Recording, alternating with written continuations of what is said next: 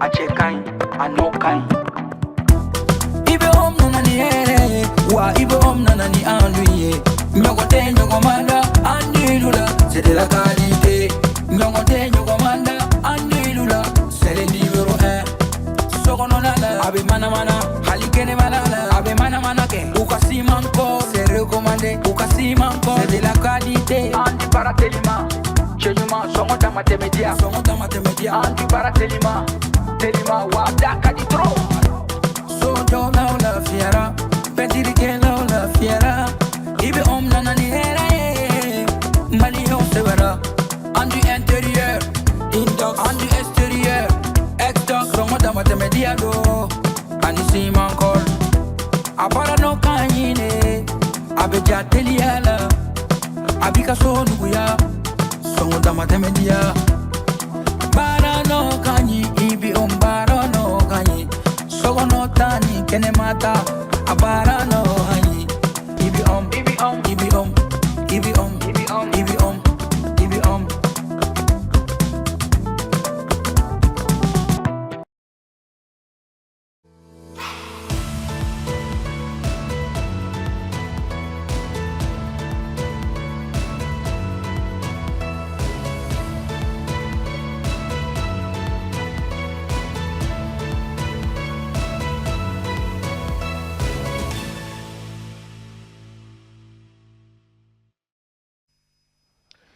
Advance TV lajɛbagaw Mali kɔnɔ ani Mali kɔ kan aw bisimila aw ka émission Mouvap kɛnɛ kan. Aujourd'hui, on parle d'un moment important pour notre espace commun, la deuxième session du collège des chefs d'État de l'AES. Qu'est-ce que les jeunes attendent concrètement de cette session? C'est ce qu'on va découvrir ensemble. Alors, installez-vous confortablement. Les gars, bonsoir. Bonsoir. Ça va bien? Oui, ça va, Dieu merci. On est au taquet? Oui, ça va. Tu es sûr? C'est sûr. Mais je ne te sens pas trop ça. Ah non, je vais bien. D'accord, super. Alors, comme je le disais, on va parler de l'AE, surtout de la deuxième session du Collège des chefs d'État. Et pour ce faire, nous sommes avec quand même deux invités engagés sur le terrain, qui sont plus à présenter d'ailleurs, mais nous sommes déjà avec honneur aux dames, avec Binta Diallo, qui est la coordinatrice des femmes leaders de l'AES. Oui. Bonsoir Binta. Bonsoir. Vous allez bien? Oui, ça va, je vais très bien. Et vous? Alhamdulillah, okay. Merci d'avoir accepté notre invitation. Okay. Alors, comme je le disais, nous ne sommes plus à présenter. Nous sommes également avec Mohamed Keita. Mohamed Keita, bonsoir. Bonsoir. Vous allez bien? Oui, je me porte bien, alhamdulillah. Commissaire général de l'Association des scouts et guides du Mali. C'est ça. Bienvenue à nous une fois de plus. Merci beaucoup. Alors, mes gars, oui? Ce que je viens de dire en Bambara, je sais qu'il a droit à la donne. Oui. Donc, an ka bi émission hukumu kɔnɔna na an y'a laɲini ka wele lase mɔgɔ fila ma minnu engagélen don pour que an ka se ka kuma AES président bɛna ɲɔgɔn ye mun kɛ nin tile fila in na ani u bɛna décision bakurubaw minnu ta jamana ninnu saba in faralen ɲɔgɔn kan hukumu kɔnɔna na yaasa baaraw bɛ se ka taa ɲɛ ani yaasa an bɛ se ka na lafiya bɛ se ka sɔrɔ jamana saba in ni ɲɔgɔn cɛ. Organisation saba in faralen ɲɔgɔn kan u bɛ se ka lafiya se jamanadenw ma cogoya min na donc an b'a essayer k'an da don a la dɔɔni comme minnu b'an bolo u bɛɛ ye mɔgɔ lakodɔnnenw ye wa u bɛ se ka a ɲɛfɔ pour que an lajɛbagaw bɛɛ ka se ka dɔ tɔmɔ a la. Merci. Donc, o de bi ta ye. Initié, j'espère que je pense que à Famouyara, parce que moi j'ai compris, c'est que Béa Famou. Alors, d'entrée du jeu, moi j'aimerais quand même vous demander, Binta Diallo, on parle de l'AES. Qu'est-ce que cela représente concrètement pour vous, personnellement? Ok, au kuma au diyara n ye kosɛbɛ n'i ko AES i ko Alliance des États du Sahel. An ka jamana saba n'o ye Mali, Burkina, Niger ye u ye confédération sigi ka anw de ye. C'est une guerre idéologique. Parce que jamana saba in confrontera problème dɔ la n'a bɛ fɔ ko crise rébellion a ka ca. Tant que n'i ka jamana ma basigi, Mali ma basigi, Burkina ma basigi, Niger ma basigi, o de y'a to an saba farala ɲɔgɔn kan n'a fɔra ko AES. Bon, o création kɔfɛ n'i y'a ye an musow donna la le 23 février 2025 an fana y'a ye nin tɛ se ka taa ɲɛfɛ abada tant que ni anw ma coordination sigi, coordination des femmes leaders de l'AES Mali, Burkina, Niger.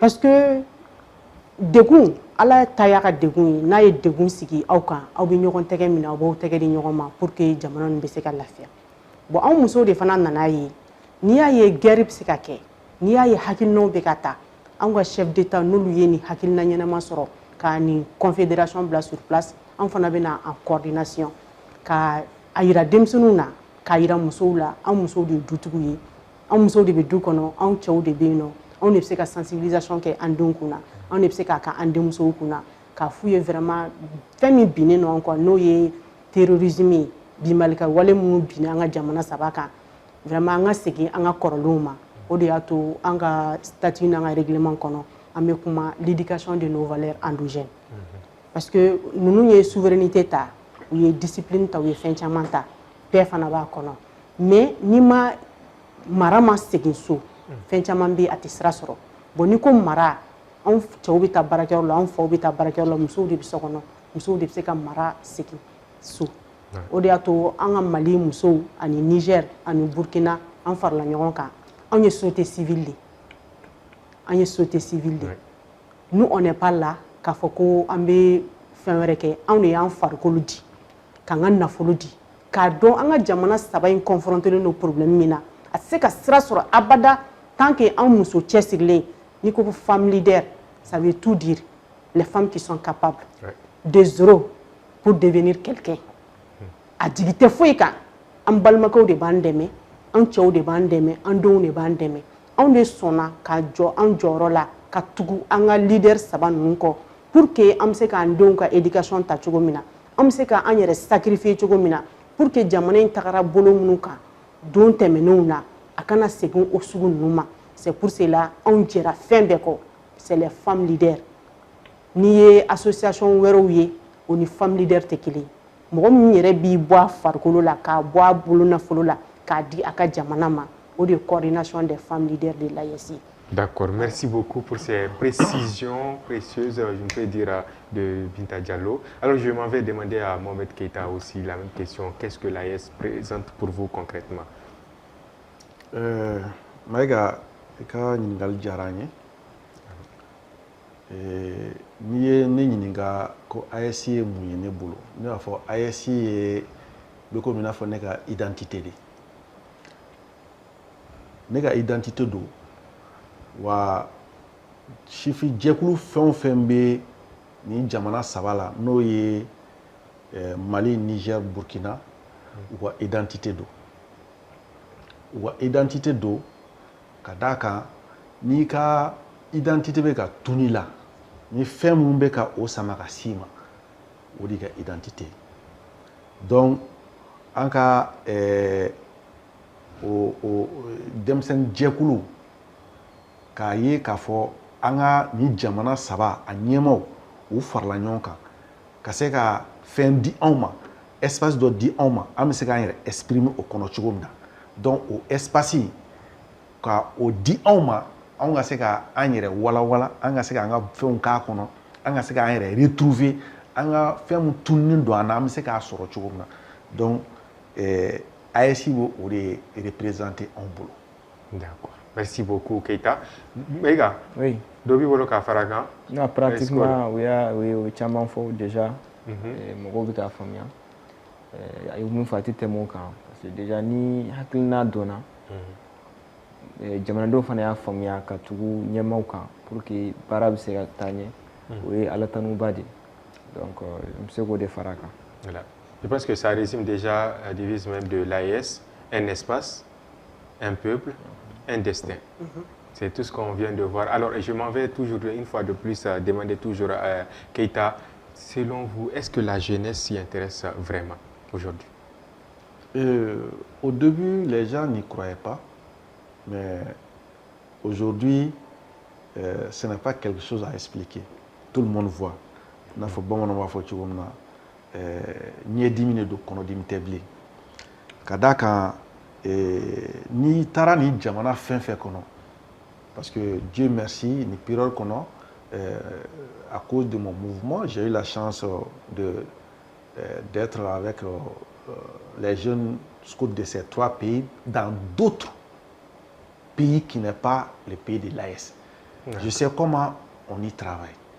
parce que an mana ɲɔgɔn sɔrɔ fan o fan i b'a sɔrɔ toujours aw pays saba in a délégué i b'a sɔrɔ aw bɛ ɲɔgɔn kan aw bɛ ka jɛ fɛn o fɛn bɛ yen a bɛ jɛ k'a bɛɛ décider ɲɔgɔn fɛ donc ni décision ba dɔ bɛ nalen je donne juste un exemple an bɔra sisan Madagascar c'était tous les pays africains qui étaient représentés là-bas mais tout le temps c'était ces 3 pays nous étions tous ensemble on essayait de se comprendre et puis nos ministres de la jeunesse savaient qu'on était ensemble aussi parce que an bɛ fɛn o fɛn kɛ an b'a kɛ n'an ka jamana ɲɛmɔgɔw ka kuntilenna ye an'u ka hakilina ye parce que n'a fɔra ko an de ko kan ko an ye faso kelen ye kuntilenna kelen ani peuple kelen n t'a dɔn jamanaden kelen ye n'anw y'o fɔ kaban ni pays saba anw kan ka fɛn o fɛn kɛ an kan k'o kɛ ɲɔgɔn fɛ donc ce qui fait que an ka jeunes fana c'est pas notre mouvement seulement j'ai donné juste un exemple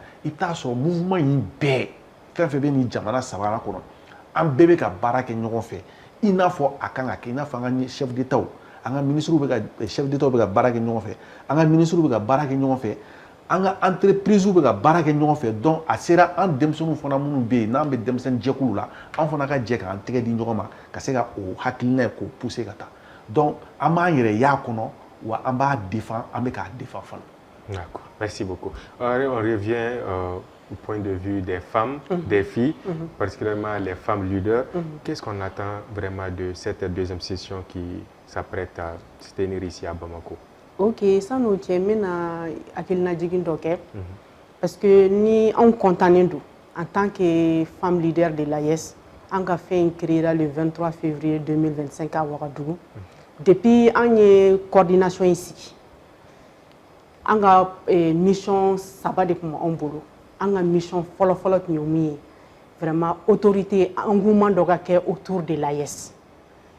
Ni a jate mine ni ko ta ko lajɛ I b'a dɔn ko depuis le 23 février bɔlen kɔfɛ I ɲɛ b'a la ministres farala ɲɔgɔn kan avec les 3 ministères parce que u y'a ye anw de la bon nous on est fiers de ça o tun y'an ka mission fɔlɔ-fɔlɔ ye bon an y'a ye tuguni denmisɛnnin jɛkulu n'u ko k'u bɛ ko kɛ Mali Burkina Niger u bɛ fara ɲɔgɔn kan an nana ye fana Mali musow fana à travers le ministère de la promotion de la femme tout récemment u ye muso dɔw sigi ko femmes de l'AES du Mali. Bon, nous, en tant que coordination, c'est pour les 3 pays où il y a société civile. Vraiment, on a un engouement créé autour de cette confédération des États du Sahel. Parce que Jamana est fait nous avons une idéologie, mais on sait qu'en Sigi, qu'à faut qu'en bout la dieu, qu'au jatemine, nous l'avons fait une jigging à Daoma en token. Surtout, on a une nouvelle génération, en chaman yalala, en chaman fin chaman femme. Avec technologie actuelle, enfin on va essayer à anticiper quoi, prévention que qu'on a là. On en a nous nana kana fendo dauma, nous AES. AES c'est pour nous tous. Mais on est quand même un produit na c'est un bébé. Parce que ni produit nana dauma, ni dé nana dauma, ou de kanga mine na bulu fly. Amasi aka dicta ou kuna tuguni ka foko aye ni ke aye ni donta aye ni bota. C'est pour cela on y prévention que pour que ni engouement sugu be se ka kɛ ni engouement sugu be se ka kɛ autour de l'AES o tun y'an ka mission dɔ ye mission filanan ye mun ye parce que fanga ye Ala ta de ko bɛ n'a wagati n'i bɛ situation min na wagati min na I b'i adapter a la il faut pas qu'on soit négatif k'a fɔ ko n tɛ nin fanga fɛ n tɛ nin fɛ nin ye furancɛ fanga de nin wagati de Ala de y'a latigɛ an kan mais o t'a to k'an k'an bolo bɔ an ka jamana saba la surtout jugu wɛrɛ bɔ ka anw lajɛ mais ni I bolo jigin dɔrɔn jugu bɛ s'i la parce que bɛɛ n'i ka sɔrɔ de don olu fana bɛ sɔrɔ kɛ an ka affaibli mais il faut que anw k'a yira an ka autorités la n'o ye jamana saba in ye k'an musow b'u kɔ et puis an ye engouement créé autour de ça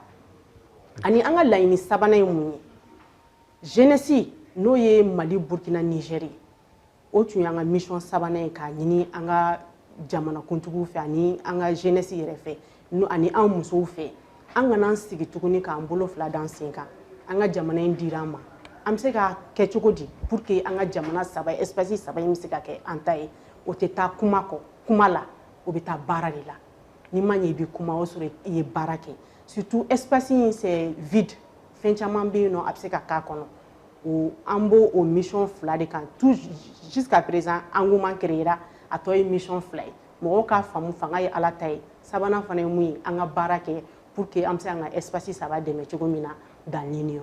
D'accord. Fanga ye ala ta ye ɲɔgɔn dɛmɛ aussi. D'accord. Et puis i ye question dɔ fana ɲininkali kɛ i ko somi in bɛ ka na ko an ka attente ye mun ye bon vraiment AES ye den kura de nin ye nin deuxième sommet ye a bɛ ka na kɛ anw fɛ Mali la o kɛra honneur ba de ye anw bolo a bɛna to diɲɛ bɛ nin ɲɛ jɔ k'a dɔn ko nin espace in ko mun bɛ ka fɔ ko réalité de don tiɲɛ de don AES ye tiɲɛ ye parce que musow bɛ AES kɔ an faw b'a kɔ an denw b'a kɔ vraiment fɛn o fɛn bɛ yen laɲini fɛn fɛn bɛ yen an tɛ laɲini kɛ dɛ anw bɛ laɲini de kɛwale tagama nin kɔnɔna in na parce que an ka jamanakuntigi ɲɔgɔn saba bɛ ka na ɲɔgɔn sɔrɔ nin territoire kan n'o ye Mali ye pour que ka nin kɛ an fana b'a jira anw bɛ kɛwalew de kɔ k'o yira olu la parce que olu ta kɛ ka ban olu nana fɛn d'anw ma mun ye AES ye anw de fana bɛna jira anw bɛ ka baara min kɛ pour que AES bɛ se ka sira sɔrɔ ka taga sira ɲɛnama kan ni musow ye an b'olu de yira u la n'Ala sɔnna a ma a y'aw sigi k'a lajɛ aw bɛna kobaw ye a kana fɔ muso si kɔ an bɛɛ ka bɔ ka taa nin kɛnɛ in kan. D'accord. A kana fɔ mɔgɔ si kɔ. Maïga? Oui, bon. A ka kuma ɲɛna kosɛbɛ mais yɔrɔ dɔ de tike dɔɔni. Par exemple a kumana ni fara ɲɔgɔn kan ani jeunesse k'u cɛsiri. Est-ce que bi réellement la jeunesse olu ka sɔn fara ɲɔgɔn kan in ma ka AES dɛmɛ surtout parce que jamana saba de farala ɲɔgɔn kan AES baara ka se ka kɛ mais est-ce que aujourd'hui les jeunes surtout les jeunes maliens est-ce que u cɛsirilen don a la wa ou bien mɔgɔw bɛ ka essayer ka a kɛ dɔrɔn i ɲɛ bɛ dɔ ye fɛn dɔ créer fana bɛ fɛn dɔ créer pour que ka se ka gɛrɛ famaw la mais est-ce que jeunes bɛ ka na ni hakilinaw ye ani cɛsiri baaraw ye min b'a to AES bɛ se ka boli kosɛbɛ. Ok, n bɛ se ka kuma min fɔ o yɔrɔ la comme le président des jeunes des scouts même ale bɛ terrain kan ale bɛ terrain maîtriser kosɛbɛ o sira ninnu kan mais ne bɛ se ka mun fɔ guerre in ye guerre idéologique de hakilina kɛlɛ de binnen don an ka jamana kan faut que an ka jeunesse k'a faamu c'est pour cela si tu te rappelles le mois de juillet nous on a organisé une formation de 500 plus de 500 jeunes k'a kɛ FSEC la parce que k'a kɛ sur le leadership patriotique. Jamanadenya ɲuman yɛrɛ ye jumɛn ye parce que n'i y'a ye i b'a kɛ k'i bɛ kɛ jamanaden ɲuman ye o sɔrɔ i kalanna a la i cultivera a la i bɛ se ka ko dɔ k'a la mais komi fɛn min binnen don anw kan wagati kɛra an tun tununnen don mais n'i bɛ mɔgɔw lakunu dɔɔni dɔɔni don minnu b'u k'u ta kɛ wariko la ani minnu b'u k'u ta kɛ fasodenya la c'est le temps seulement qui est le meilleur juge an kana an ka jamana in bila mais le président des jeunes des scouts ale bɛ terrain dɔn kojugu ale bɛ terrain marqué parce que a bɛ fɛn fɛn kɛ a b'a kɛ n'a ka jija n'a ka cɛsiri par passion ale bɛ se ka kuma jeunesse ka sira kan o yɔrɔ la. Et puis fana preselen tɛ sigilen don a bɛ ka lamɛn tranquillement. Keita. Ok, très bien. I se k'a jaabi. Ok, ni ɲininkali ɲɛna i b'a dɔn bamananw bɛ kuma dɔ fɔ ko n'i ka wulu ye n ta si dɔ minɛ na n k'a ɲɛɲini u bɛ su ko et puis quand on n'a qu'un seul choix, tu es obligé de le faire bien. Aujourd'hui, notre seul choix, c'est de soutenir notre espace, c'est de soutenir les idées de ces chefs d'État. Émission tɛmɛnen la ne y'a fɔ aw ye an bɛ yɔrɔ min na mɔgɔ ko an tɛ mɔgɔ ko la quoi. Parce que Mouna, nous, on n'a qu'un seul choix. Aujourd'hui, on a ni jamana saba, fait un bas quand, un bébado. Il sait qu'à faire même tout. Il sait qu'à faire karsa mandigné. Mais, nous, on a que jamana contre la jamana contre la baigne bala, ko doulinte. Donc, ni ko marana, parce que, on m'a fait AES. Nous ko kura tɛ quoi mais me fɛ ka mun fɔ i b'a dɔn fɛn mana na bɛɛ yani mɔgɔw k'a faamu ka se k'a fara ɲɔgɔn kan a ka gɛlɛn c'est comme ça n bɛ exemple frappant dɔ d'i ma n'i ye dumuni suguya saba fara ɲɔgɔn kan k'i b'a ɲagami pour que a ka kɛ dumuni kelen a bɛ temps ta quoi donc o mayonnaise mun n'a bɛ ka ɲagami an b'o waati de la quoi o de kama i b'a ye souvent dɔ bɛ wuli o b'a fɔ k'ale bɛ nin ye dɔ bɛ wuli o b'a fɔ k'ale ye nin ye mais a finalité ye jumɛn ye an bɛɛ bɛ ka laɲini kelen de kɔ o laɲini kelen o jumɛn ye an ka AES bɛ se ka kɛ an bolo cogo min na union ye union mun nafa bɛ se population ma donc ce qui fait que o fɔɲɔgɔnkɔniw ni i bɛ k'o kɛrɛfɛ ko minnu ye nin waati la o diyagoya de ye mun ka gɛlɛn dɔ k'a kɛ ni ŋaniya juguya ye mais bɛɛ ŋaniya ye kelen ye o jumɛn ye bɛɛ bɛ fɛ de an ka ɲɛmaaw ka se wa bɛɛ bɛ fɛ de an ka population an ka lafiya sɔrɔ wa bɛɛ bɛ fɛ sécurité ka segin ka na i n'a fɔ an tun bɛ cogo min na on vivait dans la paix dans la cohésion sociale an bɛɛ ka laɲini ye nin de mais an ka hakilinaw ne bɛ fɛ a ka kɛ tan de o de b'a ɲɛ ne bɛ fɛ ka kɛ tan diyagoya o bɛ fɔ ɲɔgɔn kɔ n'o ma kɛ a tɛ ɲɛ o donc comme on dit Amadou en Patiba la beauté du tapis là c'est à cause de ces différentes couleurs donc ce qui fait que ɲɛ b'o minnu na dɛ o bɛɛ de faralen ɲɔgɔn kan nin bɛɛ de AES ye nin bɛɛ b'a to an bɛ hakilina ɲumanw tiri a kɔnɔ an ka se ka taa ɲɛfɛ. A familiara. Kosové, tu as intérêt. Moi, quand je vais toujours continuer avec Keita, vu qu'il est toujours côté des jeunes quand même, à travers le scoutisme. Quelles sont aujourd'hui les préoccupations majeures des jeunes IRFN? Et Nigo, la préoccupation majeure des jeunes, il y a des jeunes qui ont été gagnés, ils ont été gagnés. Mais fin qui l'ont bien, on veut vivre en paix. Il y a on veut retrouver notre sérénité, notre quiétude, l'inquiétude qui est dans nos cœurs maintenant, dans nos têtes. On veut faire atakaboui, au djumé, au sécurité. Donc, on va do bara chaman be kake, fin chaman be kake. Mais alibi, a kadanye, au kaseka sabati. Ni ame ibi boy ta bara yoro la, ibi sécurité rekono.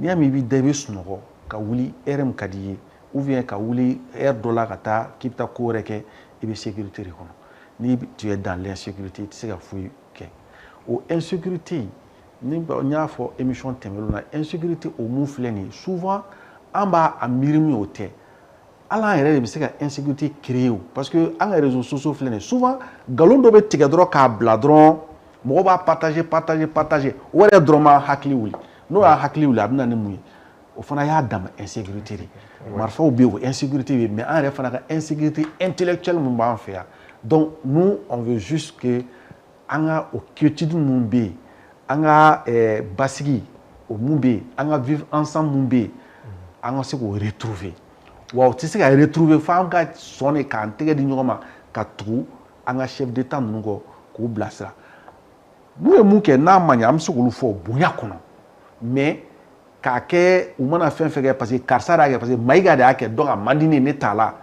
an bɛ yɔrɔ min na bi o kan ka dabila donc on veut retrouver notre quiétude. C'est important. Alors Binta Diallo, y a-t-il d'autres préoccupations que vous voulez toucher notamment au niveau des femmes, des filles? Bon, musow kɔni mago bɛ mun na dɔrɔn komi an bɛ wagati min na an k'an tɛgɛ di ɲɔgɔn ma ka ɲinɛ ɲɔgɔn na et puis an ka sécurité in komi Mohamed y'a fɔ cogo min na o ka se ka basigi parce que anw cɛw de bɛ ka taa kɛlɛkɛyɔrɔ la olu de bɛ ka sa an denw de bɛ ka sa kɔngɔ bɛ anw de la anw denw de bɛ chômage la anw denw de bɛ fɛn na tant que ni basigi mana espace in kɔnɔna la n'i ma ɲɛ i ɲɔgɔn baarakɛla ba tɛ o y'a sɔrɔ yɔrɔ sécuriselen don n'i ma ɲɛ i bɛ ɲɔgɔn sɛnɛkɛla ba tɛ o sɔrɔ yɔrɔ fana sécuriselen don vraiment an bɛ wagati min na lakana kɔni ye fɛnba ye an mago b'o la musow ka attente y'o ye pour que o bɛ se ka kɛ pour que traumatisme min bɛ an denw na a n'an cɛw la olu bɛ se ka ban cogo min na parce que i b'a dɔn ko fɛn dɔ bɛ hakilina kɛlɛ a ka jugu ni ko bɛɛ ye ni mɔgɔ hakili ma sigi jamana ma basigi mɔgɔ tɛ se ka stabilité dɔ sɔrɔ quel qu'en soit ton niveau i organisera cogo cogo mais ni basigi tɛ yen nɔ a bɛ fɛn bɛɛ tiɲɛ vraiment an b'a ɲini an ka autorités fɛ surtout fɛn min bɛ ka kɛ yan nɔ u ka jija dɔ kɛra dɛ mais u ka dɔ fara a kan halisa pour que basigi bɛ se ka na. D'accord. Mayiga. Oui, bon. U ye kuma caman fɔ mais jusqu'à présent mɔgɔ bɛ mun na surtout parce que n'i ko basigi et c'est que secteur est touché quoi. Je pense que basigi bin nani secteur chamaye minti sécurité drone c'est vrai sécurité abakuru bay parce que ni ya me mbi bokata ni nyanyini ya soro yere ba do hakil sigilen do na dama den jawilla c'est très difficile il c'est que hali réflexion nyana manqué c'est que ko do fara nyonka mais est-ce que les autres secteurs werew munu musoro do jamana ku bi ulubi chuwa jumena abula o ka jatiminena bon ni kuma do fo comme anga jamana saba en confronter à problème do la no ye guerre bi malika walo bineno anka bon an benye chileno de mafalo an benye chileno sinon o de a taux de chômage augmentera entreprise ou datugura fin chaman kera parce que ça ni ka fo ki be fin do fo ko ni manye mais il be problème spacement ni ni folo malien bekal la ni ayesi bekal la ni folo yoro ka sécuriser non qu'on y sécurisera à toi bien on suit des kata très facile. Comme quoi petit à petit l'oiseau fait son nid. Tout à quand fait. même on n'a pas écouté les attentes de Keita par rapport à cette deuxième session que Bamako s'apprête à accueillir quand même. Oui, bon, en bolamuso fouaka kuma wala ni kosebe quoi. Attenti no le fi attenti là on fait un gacha quoi. Surtout allez sécurité ko kuma fo ako kuma kono ko fen chama be ni be fen do be abe glunglo de ñogon na quoi e baro aramadien rek a ñinama be comme na fo chaîne chaîne mu be fe donc dobe boy dobina ima e ba dam ne be munuma ka toma kana ka fe be koro be kla ka segin tu nga fe donc chaîne ni doga a be munum donc ni dobe no tigara dron oui chaîne kan munum go be jo donc ni si ibe ka mu fo ni sécurité ni fon fe be ni beri stress le no ngona ni fin do ñina bora dron to bi ñina bo don bina don c'est naturel quoi ou be ñogon succéder ou be glan don kana quoi donc mais au tese ka ta faut fin do be au basigi bare kana folo ntaru ya fam na souvent quand on parle de la sécurité, les gens voient juste au marfatan au dronte au sécurité dronte. Même la sécurité alimentaire. Ni ame ignora kumakela bate ikono falendo enfin flena avec la fana de dungana pour que ikaseka kuma ni kongo bana en fleka ni munki ateke. Donc il faut faire mun bien nous siri no nyona mais ni do tiena dron abe tobe impacté. Oui, aramadien arrête tachugo quoi. Donc faut un bel cas son ka foko anye faso de kili anye kundina kili anye hakina kili tant que amma djeko bara parce que mo be nyina mu ko na fra ko hakina kili ibta du kono san foko boko ni maigala doué mais il mana doué soit be doude on ba so vraiment ça va et be content et me kefe et be content.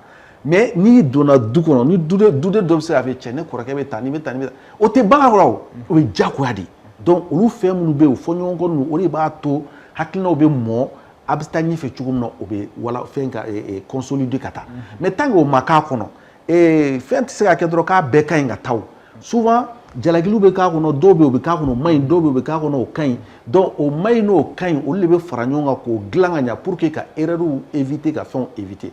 Donc, en marobe mouna, en chef d'État au boulot, où y est erreur mounou temera, en a dit au konobli, en a toujours ou a fait que ambe anye pamuta, en a segango. Na fraka en a segango, ni a fait dogarata Amerika ke hakna jugusu do côté. Non. En cas na mania, on a commencé à marcher. Ni signi ko ibik la dans les jours là.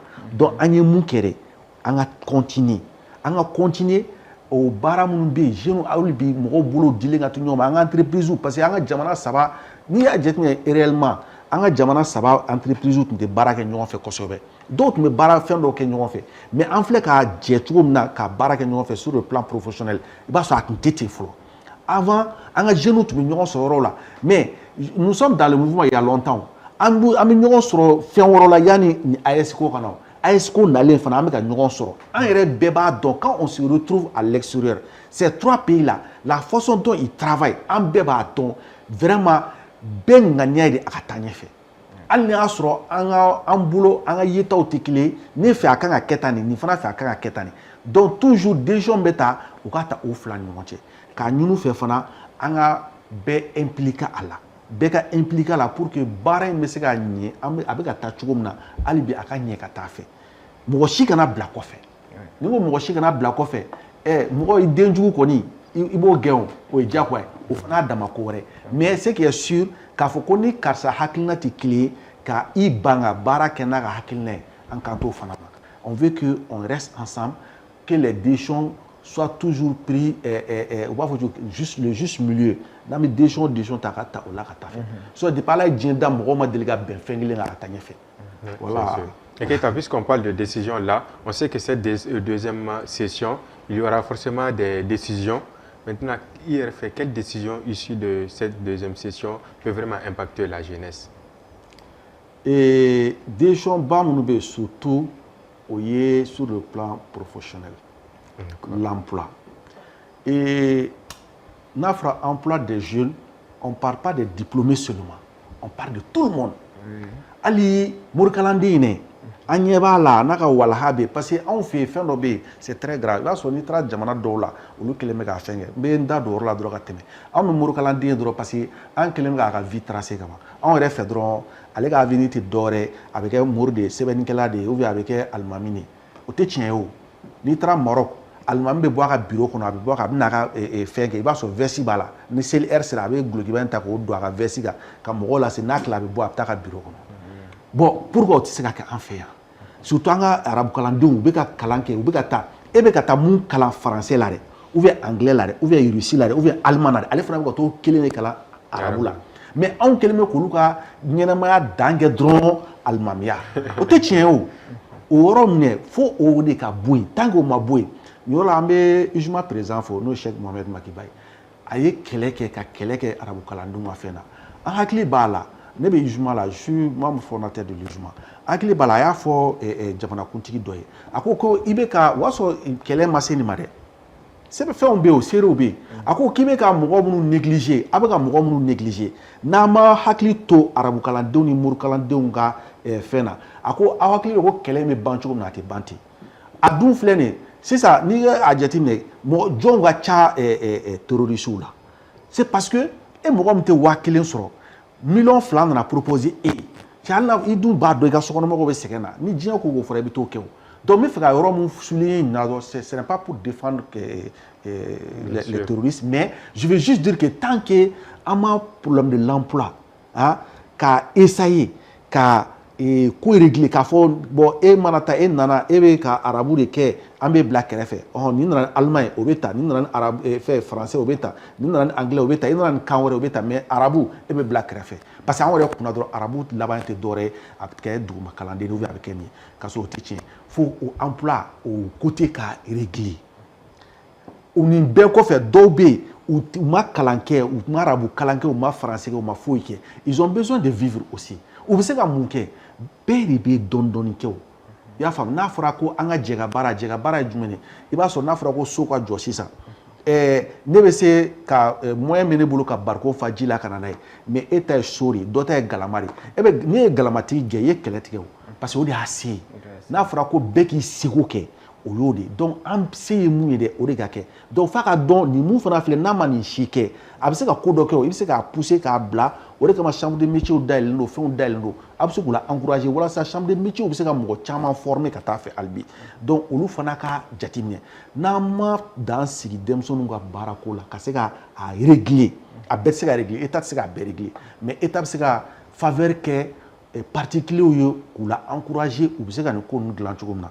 donc ne fɛ hali bi pour que an ka se ka bɔ nin ko ninnu caman kɔnɔ f'an ka ɲɛsin baarakɛ ko ma denmisɛnninw ka to mɔgɔ kɔngɔtɔ n'i ye fɛn fɛn proposer a pour que ka dumuni sɔrɔ k'a dun a b'a kɛ donc f'an ka hakili t'o la o de attente yɛrɛ fanba ye denmisɛnninw filɛ an filɛ fɛn o fɛn na hali ni mɔgɔ ye kule o kule la a bɛɛ bɛ ka kule fɛn tɛ wariko kuma de don parce que e yɛrɛ ma ye tellement an yɛrɛ degelen b'a la hali an bɛ plateau kan sisan i b'a sɔrɔ dɔ sigilen bɛ o bɛ k'a n'a ye direct la a b'a fɔ i b'a sɔrɔ Mohamed y'a ka miliyɔn minɛ k'a bila mais aw minnu ye ne wele aw b'a dɔn ne nana cogo min na c'est à dire juste pour te dire que tellement a kɛra ko dɔ ye a kɛra éducation sugu dɔ ye an bɛɛ kunna ni mɔgɔ min ye ko min kɛ dɔrɔn i b'a sɔrɔ a y'a kɛ wari de kama parce que kɔngɔ de b'an na fo kɔngɔ ka régler tant que an m'o régler an bɛ mɛn dɛ donc attente fanba caman bɛ yen dɛ mais nin b'a la ani an ka kalanw ka don ba la c'est à dire an ka fɔlɔfɔlɔ kalan ninnu o ka don da la quoi parce que kalan dan tɛ école kalan ye quoi dɔw bɛ a kalannen don mais a tɛ kodɔn f'an ka kodɔn don da la misaliya ka to k'an ka bakari sumaniw ninnu o ye exemple ka to k'olu wele burama sumaniw ka t'u wele u ka to ka na c'est à dire an ka mɔgɔw tun bɛ cogo min na u tun bɛ i b'a dɔn ni mɔgɔ tun murutira sisan i tun bɛna a fɛ yen ka na a bɔ n'a fa ye i mɔkɛ ma sɔn nin ma i fa ma sɔn nin ma nin ma kɛ tan nin ma kɛ tan tu sais que hali n'a sɔrɔ a dusu ye gabakuru nin a bɛ magaya walima mɔgɔ tatɔ kɛlɛyɔrɔ i mana fɛ a bɛ taa donc olu fɛn minnu bɛ yen f'an ka segin olu ma u k'an ka chef d'état u k'u hakili to la u k'olu don da la toujours u ka na ni partenaire kuraw ye parce que mɔgɔw hakili la ko partenaire dɔw taara o mais dɔw fana bɛ ka segin ka na o minnu bɛ ka segin ka na olu ka la encourager u ka fɛɛrɛ kɛ décision minnu bɛ ta u ka se k'u la encourager n'olu la encourager u ka se k'a to an bɛ se ka basigi cogo min na donc kow ka ca mais an bɛ dan nin yɔrɔ la. Oui. Est-ce que l'émission m'a ban? Bon, caman fo et puis a min fo et puis c'est très pertinent parce que ni surtout barako yɔrɔ n'i y'a ta k'a lajɛ parce que a bi an jeunesse caman kunkolo la baara kan ka labɛn ka di an ma alors que an de kan ka baara dilan aujourd'hui opportunité de dira ma sira de dayɛlɛ la i bɛ se k'i ka baara kɛ basigi kɔnɔ mais ni i ko k'i bɛ sigi de fo dɔ de kɛ n'i tɛgɛ minɛ k'i bila baara la bon a ka ca ala fɛ fana minnu tɛgɛ bɛ minɛ fana ka don a la u t'a kɛ. Bon, aujourd'hui, jeunesse bɛɛ de kan k'i yɛrɛ rappeler k'a fɔ tiɲɛ yɛrɛ la kan ka baara dɔ kɛ i man ka sigi ko nin diplôme de bɛ n bolo fo n ka nin baara sɔrɔ baara camanba de bɛ don o don ni dɔw bɛ kɛlɛ la u b'a fɔ ko baara tɛ yen ne b'a fɔ tiɲɛ tɛ aw tɛ baara fɛ sinon baara bɛ a tɛ ban yɛrɛ n'an sigi ka baara yɛrɛ citer san an bɛ se ka 2 heures k'a la en tout cas mais les jeunes sont mɔgɔ bɛ fɛ dɔrɔn ɲɛmɔgɔ kan ta kan bila nin yɔrɔ in na ou bien n ka sigi nin bureau in kɔnɔ alors que i bɛ mɔgɔ minnu ye u bɛ bureau la u bɛ ka nugu u bɛ bɔ télé ni fɛnw na ce n'est pas la réalité. Oui, écran kɔfɛla de mais vie réalité yɛrɛ n'i taara sɔrɔ i t'a sɔrɔ minnu bɛ ka t'u ka bolo la baaraw kɛ olu de bɛ ka fɛn sɔrɔ donc fo mɔgɔw k'u hakili to la quoi baara baden de bɛ jeunesse bɛ se ka mun kɛ aujourd'hui pour que AES bɛ se ka taa mais n'an y'an sigi k'an bolo fila croiser ça va être très compliqué. Ça va être très compliqué, je l'assume. Alors, on a quand même parlé de décisions qui peuvent vraiment impacter la jeunesse avec Keita. Maintenant, je reviens demander à Binta Diallo, elle aussi, si elle peut nous dire aussi, selon elle, les décisions issues de cette rencontre qui peuvent vraiment impacter les femmes leaders, les jeunes filles plutôt. Ok, ne bɛ se ka mun fara o yɔrɔ kan k'a ɲini n'u bɛ décision ninnu ta u ka essayer ka recensement kɛ à partir de 18 ans jeunesse parce que diɲɛlatigɛ fɛn fɛn filɛ nin n'i ma organiser ka ɲɛ n'i ma système ɲɛnama bila sur place denmisɛnninw bɛ se ka sira min ta parce que denmisɛnninw mago bɛ sira de la i ka sira yir'u la i b'a sɔrɔ sisan dɔw kalannen les jeunes diplômés u recenselen tɛ État k'u accompagner AES k'u accompagner ka stratégie dɔ bila sur place à partir de 18 ans État b'i orienter a b'i accompagner il faut que o agences de ka dayɛlɛ a n'o o siraw de ka dayɛlɛ avec l'espace AES parce que n'i ko ko AES yɛrɛ ka bon ni jamana saba ye e ma ye alliance des états du Sahel n'i ye Sahel ta ni jamana saba dɔrɔn tɛ Sahel la jamana wɛrɛw bɛ Sahel la bon n'an sera ka stratégies bila sur place qui peut intéresser les uns et les autres pour que an ka espace min bɛ yen n'o ye Sahel ye an bɛ se ka fara ɲɔgɔn kan c'est l'union qui fait la force ka organisation ɲɛnama kɛ ka système ɲɛnamaw bila sur place ani ka sariya ɲɛnamaw ta pour l'AES k'olu bila sur place ni sariya fana taara ka suiviw k'a kan ka contrôle k'a kan ka jateminɛw k'a kan k'a dɔn an ye nin sariya kisɛ de ta bon an bɛ nin éléments di cogo di an b'a a bɛ se ka ba sɔrɔ cogo di a bɛ se ka sira sɔrɔ cogo di tant que n'o mécanisme fana ma bila sur place parce que ka kuma fɔ dɔrɔn o tɛ mais fo ka baaraw de kɛ pour que kɛwalew bɛ se ka sabati cogo min na avec des hommes capables des technocrates ani patriotes jamana kanu bɛ minnu na minnu bɛ ka baara kɛ jamana in ye ni passion ye parce que tant que n'an ma taga o sira fɛ an kɔni bɛ ɲɔgɔn yew kɛ an bɛ fɛn caman kɛ mais ka fɛn ɲɛnamaw sɛnɛ ɲɛnamaw fɛn ɲɛnamaw placer yɛrɛ yɛrɛ a ka gɛlɛn dɔɔnin quoi n b'o o ɲini ni nin fɛn sommet min bɛna kɛ k'o ɲini u fɛ vraiment u k'u jija o yɔrɔ kan an ka fɛn dɔ kɛ qui est réel qui est pratique D'accord. Voilà. Et selon vous, votre voix est suffisamment prise en compte, c'est-à-dire la voix des femmes aujourd'hui, la voix des femmes est suffisamment prise en compte? Oui, c'est ça. Oui. D'accord.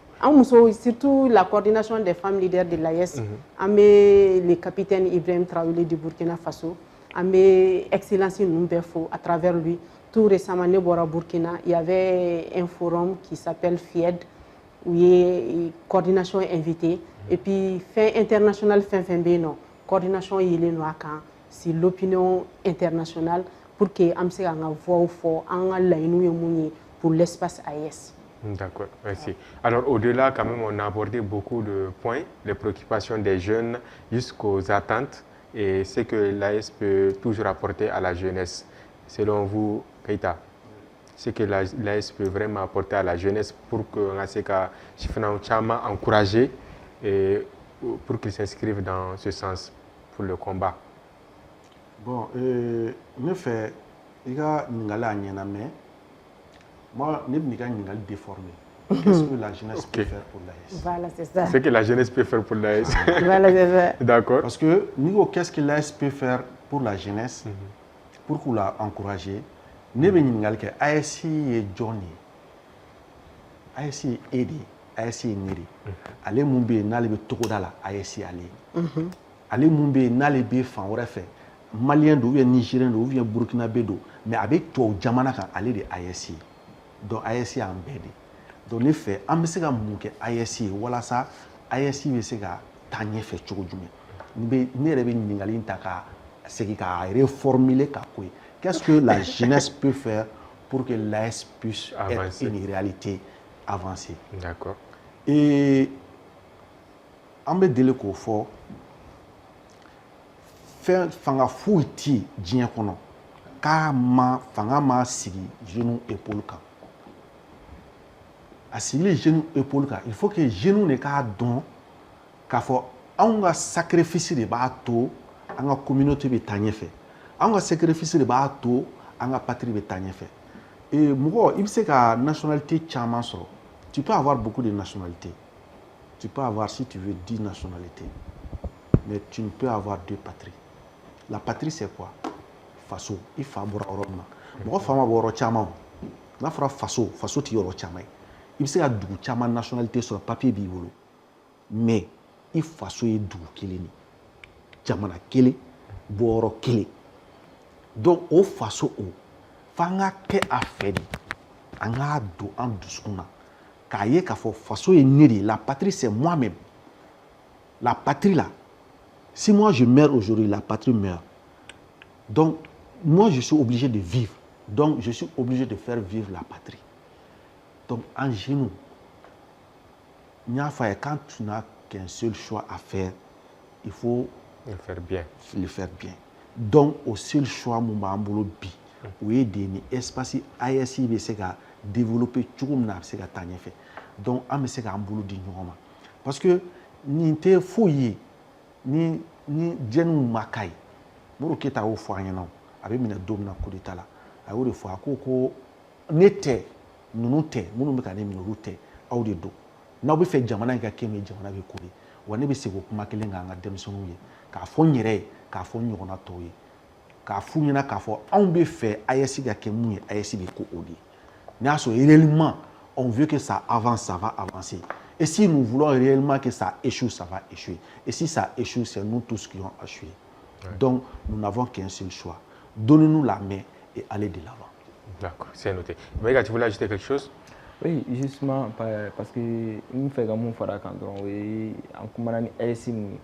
C'est déjà ni Flabega comment Kakaladje.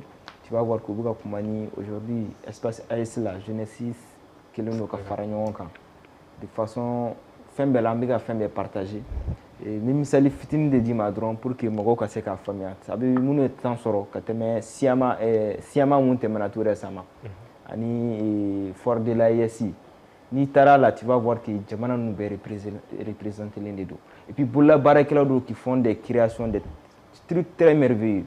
Aujourd'hui, qu'est-ce qui reste, nous autres jeunes?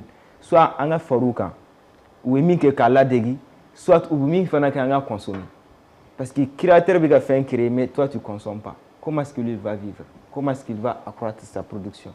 donc fo o yɔrɔ fana jeunesse k'a lajɛ jeunesse minnu ye courage sɔrɔ ka bololabaaraw kɛ ka création kɛ ka créativité kɛ an fana k'u encourager an k'u ladegi en même temps ka tila k'u encourager tuguni donc n fɛ k'o yɔrɔ de fara a kan. D'accord, comme waati dɔ la consommation bon a bɛ wariko ye mais nous aussi on fait des émissions a y'a lajɛ quoi donc si c'est consommé quoi. Ok, min profiter Maïga ka kuma fɛ k'a ɲini an ka autorité fɛ comme u bɛ ka na ɲɔgɔn sɔrɔ yan nɔ u ka marché de l'AES kɛ.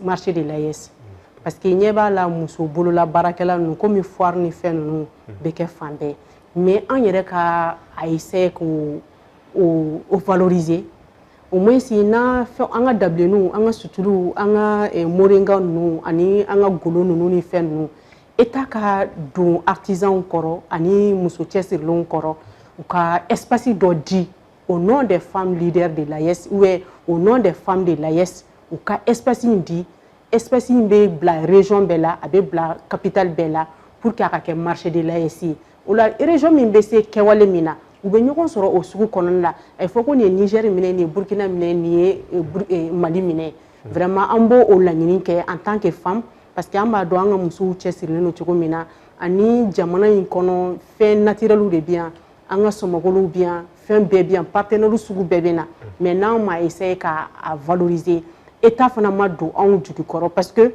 fɛn dɔw bɛ yen hali ni partenaires bɛ na tant que ni État tigi accompagner partenaires ta ba la vraiment an b'o ɲini an ka autorité sabaw fɛ k'u jija u ka marché de l'AES kɛ an ka capitale n'an ka région bɛɛ la pour que mɔgɔ fɛn fɛn bɛ AES kɔnɔ bɛɛ k'i yɛrɛ retrouver parce que n'i ye Mali ta k'a la i b'a sɔrɔ Burkina bɛ an ka région bɛɛ la i b'a sɔrɔ Niger b'an ka région bɛɛ la n'i taara Niger fana i b'a sɔrɔ Mali bɛ yen bɛɛ Burkina bɛ yen bɛɛ n'i taara Burkina ainsi de suite vraiment an ka marché de l'AES kɛ vraiment a b'a to an ka économie yɛrɛ a bɛ booster cogo min na parce que il faut avoir des bonnes stratégies pour que i ka économie jamanaw bɛ se ka sama u nɔfɛ mais ni e min yɛrɛ valoriser ani produit local minnu bɛ aw bolo an ma essayer k'o publicité kɛ toujours olu de bɛ ka sira sɔrɔ ka o publicité kɛ u ka téléw n'u ka fɛnw na surtout actuellement an ka maison de la presse fo ani le directeur de la communication ani aw bɛɛ n b'aw bɛɛ fo vraiment an bɛ guerre min na a kɛra guerre idéologie de mais aw y'aw jɔ aw jɔyɔrɔ la hali ni fɛn fɛn bɛ na qui est négatif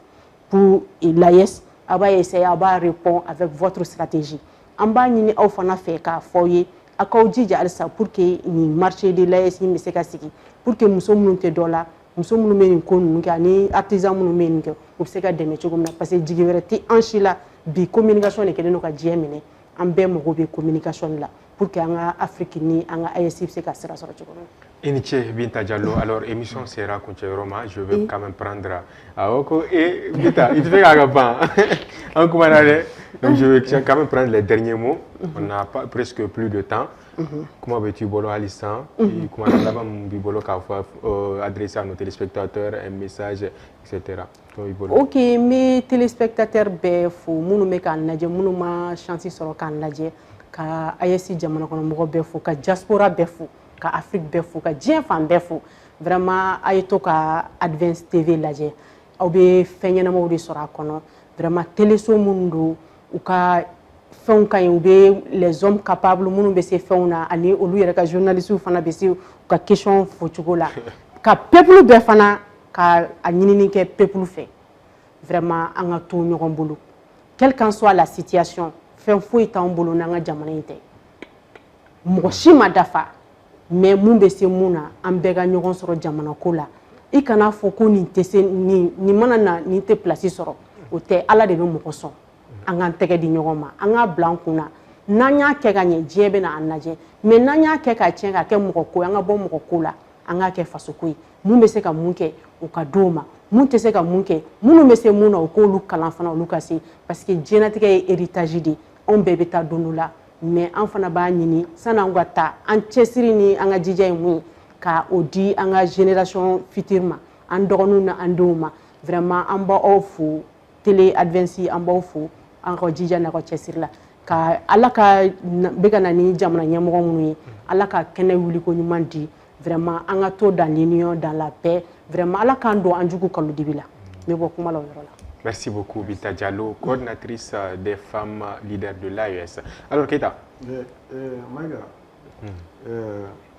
an bɛ bɛɛ fo me kumakan laban dɔ fɔ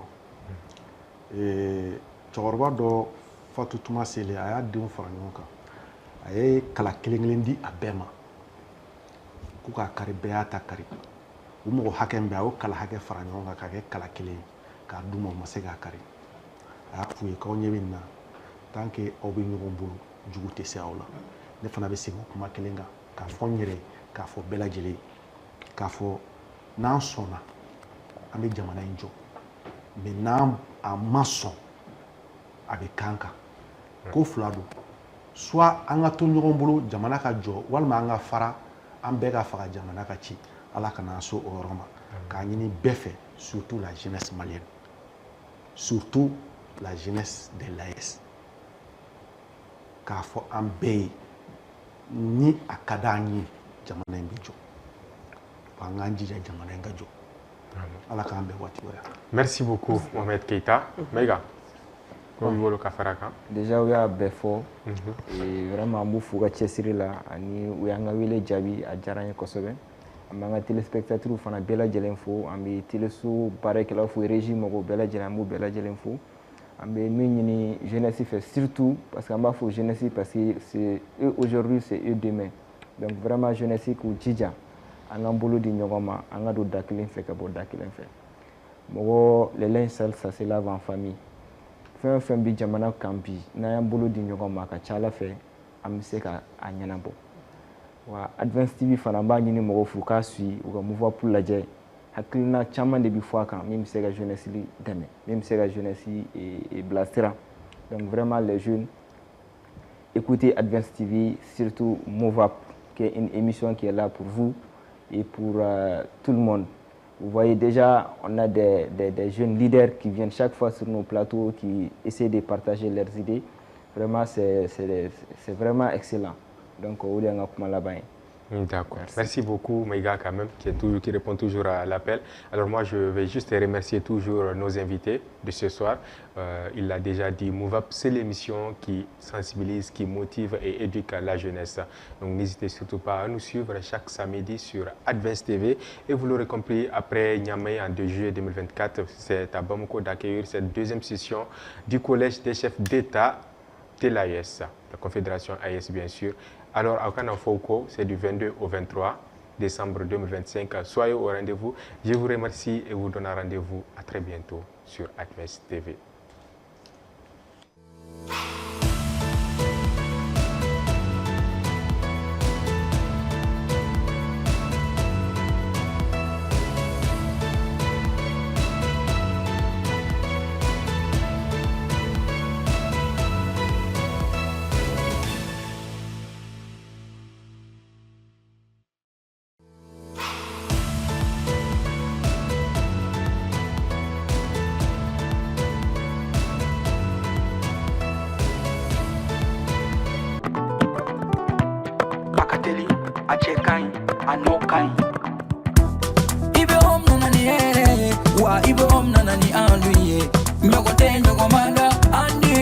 C'est de la qualité, c'est le numéro 1. Sokononala, abe mana mana, halikene malala, abe mana mana ke. Ukasi manko, c'est recommandé. Ukasi manko, c'est de la qualité. Anti paratelima, chenyuma songo tamatemedia, anti paratelima, telima wadaka di tro. Sojo na la fiera, pentiri ke la fiera.